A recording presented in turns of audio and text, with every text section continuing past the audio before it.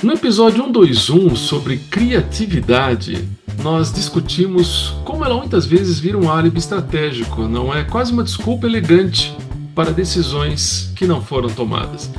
Só que hoje a conversa continua, mas com outro termo que sofre do mesmo problema: a inovação. Olha, inovar virou quase uma obrigação moral. E se você não está inovando, parece que o jogo está parado, ultrapassado, enfim, está tudo fora do esquadro, né? Só que a pergunta que nós vamos buscar responder hoje é a seguinte: será que essa obsessão por inovação não está atrapalhando mais do que ajudando? Fique conosco. Aproveite para já deixar o seu like, valorizar o vídeo, o trabalho feito no canal, não custa nada. E não se esqueçam de ativar o sino do YouTube para receber as notificações das novidades do canal. Eu sou o Theo Augusto Monteiro, aqui comigo Gino Belli, e este é o Papo de Marketing.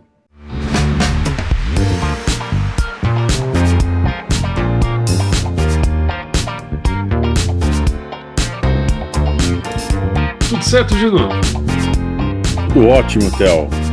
Tudo tranquilo, sossegado, na Santa Paz. E vamos lá, né? Então, 122, né? Muito bom. Theo, seguinte, sabe que a inovação é uma daquelas palavras que ninguém questiona, não é mesmo? Uhum. Ela entra aí num planejamento estratégico, apresentação para conselho, discurso de liderança, sempre com algo aí obviamente positivo e quase inquestionável. Só que, raramente alguém para fazer as perguntas mais básicas. Inovar em que exatamente? Para quem? Com qual impacto real no negócio? E principalmente, isso realmente resolve o problema que a gente tem ou é só uma forma de demonstrar movimento sem necessariamente gerar progresso? Vamos lembrar que o movimento e progresso são coisas completamente diferentes. Mas a gente tende a confundir uma coisa com a outra aí o tempo todo. Pois é verdade, Gino. E olha, e na prática, o que aconteceu foi que a inovação virou um sinônimo de novidade, né? Qualquer coisa nova já é automaticamente celebrada como inovadora. Você tem novo produto, novo app, novo slogan, nova campanha, novo design, novo tudo. E isso acontece muito no marketing, né? Você muda a forma, você muda o discurso, você troca a cor do logo, você refaz o site, só que o problema estrutural continua exatamente o mesmo. É aquela história, é como você trocar o papel de parede de uma casa com a rachadura na fundação, Exatamente.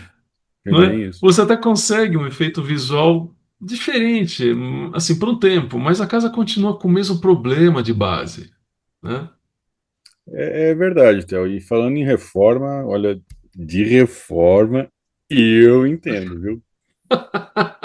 Tô sabendo, tô sabendo. Eu entendo tanto que eu já fiz um doutorado em reforma. Olha só Quatro que anos, olha que maravilha. beleza. 4 anos, olha que Só beleza. que não defendeu ainda, né? Ah, ainda não, ainda não. Acho que nem qualificou, mas estamos indo.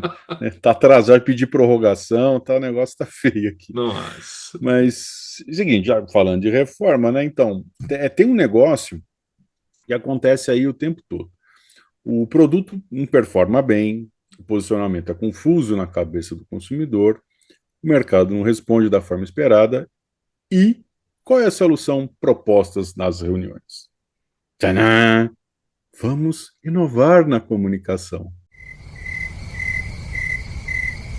Né? Como se mudar a embalagem, criar uma campanha com tecnologia nova ou lançar um filtro no Instagram resolvesse um problema fundamental de proposta de valor.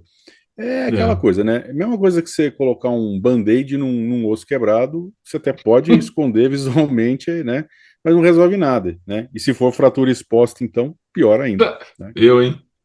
E com isso, consome recursos, tempo é muito. Tempo custa, né? E energia que poderiam estar sendo investidos em resolver um problema realmente real. Olha que bom que isso que eu falei, um problema realmente real. Poxa, agora foi demais, hein? Você viu? Muito esclarecedor. Pois é. E olha, Gino, deixa eu te dar um exemplo bem concreto disso. Olha, quantas empresas você conhece que nos últimos anos fizeram, por exemplo, um rebranding completo, não é? Ou seja, mudaram logo, paleta de cores, tipografia, tom de voz, só que continuam oferecendo exatamente o mesmo produto, exatamente o mesmo atendimento, resolvendo exatamente os mesmos problemas e da mesma forma. Olha só, a Amazon não muda de logo a cada 2 anos. O Google fez ali pequenos ajustes ao longo de décadas, só que a essência permanece a mesma, né? O valor que elas entregam está justamente na experiência, não na estética, né? Só que tem empresa que acha que inovação é você trocar a identidade visual a cada gestão, como se isso fosse gerar um resultado diferente, né?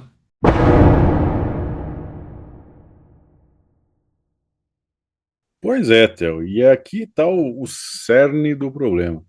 Inovação, ela não deveria ser um substituto para a estratégia, né? Ela deve ser uma ferramenta a serviço dela. Mas o que a gente vê acontecer é exatamente o oposto. Então, quando a empresa não sabe muito bem onde chegar, quando ela não tem clareza sobre o seu diferencial competitivo, ou sobre qual problema está realmente resolvendo para o cliente, qualquer novidade aí parece avanço, né? É aquela história. Como andar sem direção definida, qualquer movimento te leva para algum lugar, mas não necessariamente para É o isso, lugar certo, né? exatamente. E aí nasce um comportamento organizacional muito comum. Lança algo novo, gera expectativa interna gigante, faz barulho no mercado, cria apresentações bonitas e o resultado vem abaixo do esperado. Pois é, e olha, Gino, e aí vem a parte interessante. Vamos pensar o seguinte: qual que é a leitura que se faz quando isso acontece, né? Veja que nunca é pensar assim, né? Talvez isso não fosse relevante para o nosso cliente, ou, digamos, talvez o problema não fosse esse, né? Enfim, em vez de pensar dessa forma, em grande parte dos casos, a leitura é sempre a mesma. Não fomos inovadores o suficiente. E aí o ciclo se repete. Parte-se para a próxima inovação, que na verdade é só a próxima novidade disfarçada de estratégia. E olha que isso não é exclusivo, Gina, de pequenas empresas, não. Nós temos aí marcas gigantes caindo nessa armadilha, né? Falando nisso, Gina, você lembra quando todo mundo precisava ter um app instalado no seu smartphone, né? Sim, Empresas, não é verdade? Empresas gastaram fortunas desenvolvendo aplicativos que ninguém nunca abriu mais de 2 vezes. Porque não resolvia um problema real. Deixa instalado ali, mas não usa. Então, assim, mas aquela coisa era inovação, era tecnologia, era digital. Então tinha que fazer, né? e tem outro caso aí que ilustra bem isso. As Google Glass. Né? O Google investiu anos e milhões em um produto tecnologicamente impressionante, mas que simplesmente não resolvia um problema real para a maioria das pessoas. Era inovação pela inovação. É Né? isso aí. Era impressionante? Sim, era. Era novo? Sim, completamente. Mas gerava valor sustentável? Não. Então, enquanto isso, os produtos aparentemente mais simples, como o Gmail ou Google Maps, continuam aí sendo usados por bilhões de pessoas diariamente porque resolvem problemas reais de forma consistente. Então, aquela história, né? Não precisam reinventar a roda a cada trimestre, precisam apenas continuar funcionando bem e melhorando de forma incremental. Só isso. Faz girar mais rápido, faz girar mais bonito, mas não precisa reinventar a roda. A roda está aí. Já está bom. Né? Já inventaram, né? Então, por favor, né? E é isso que, infelizmente, tem muita gente que tem essa miopia, muito gestor que tem essa, muita empresa, né, que tem essa miopia.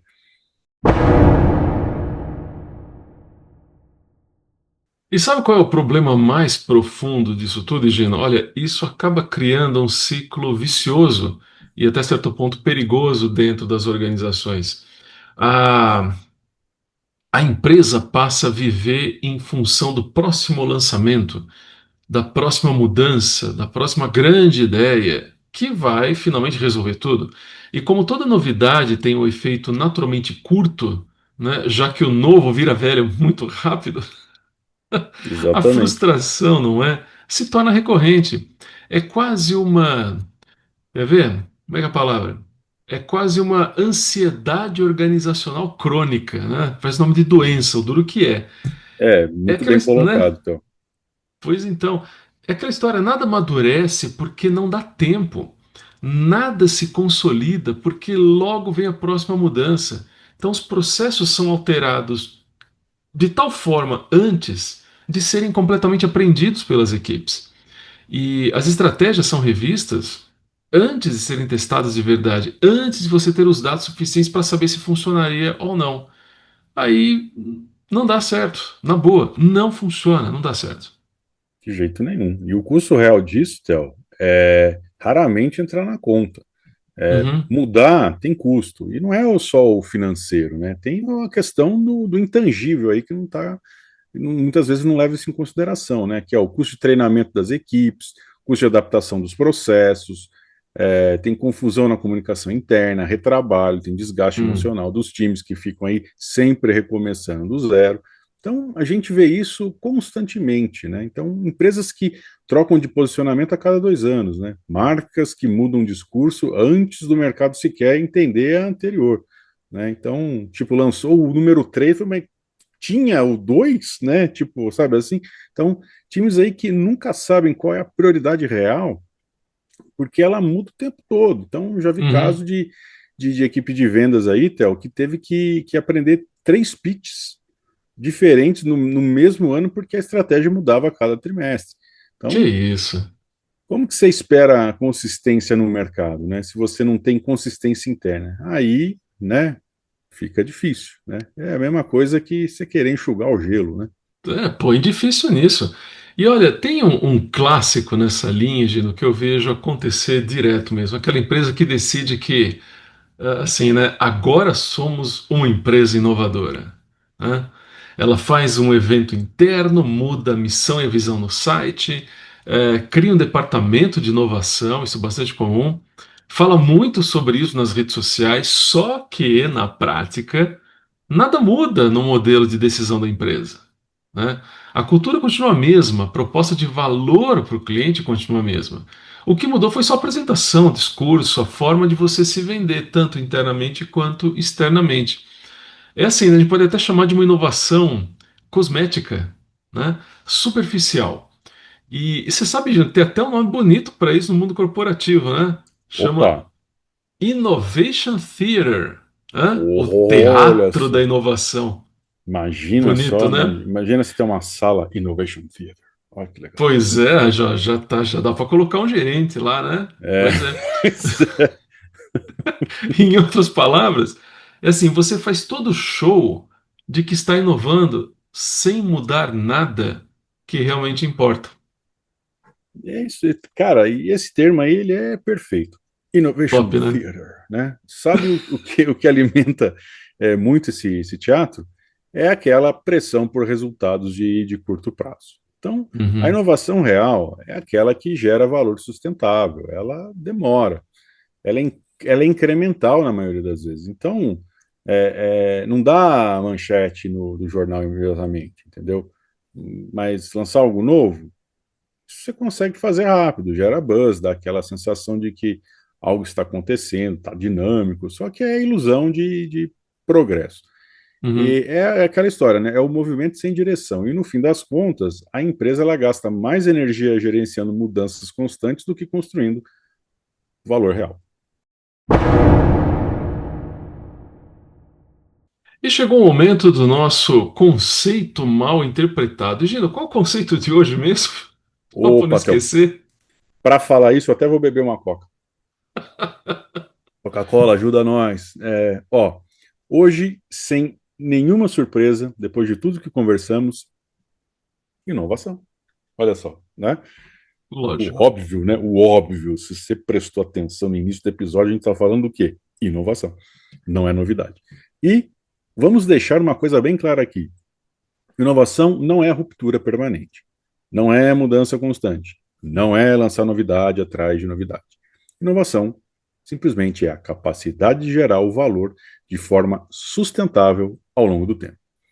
Se não gera valor real para o cliente, é só uma novidade com prazo de validade curto. É isso Se aí. não é sustentável, é só efeito especial, impressiona por um momento, depois desaparece sem deixar rastro. E tem mais uma coisa muito importante, Gino, olha, considerando tudo que você comentou até agora, inovação real, sim, ela costuma parecer no começo até pouco empolgante.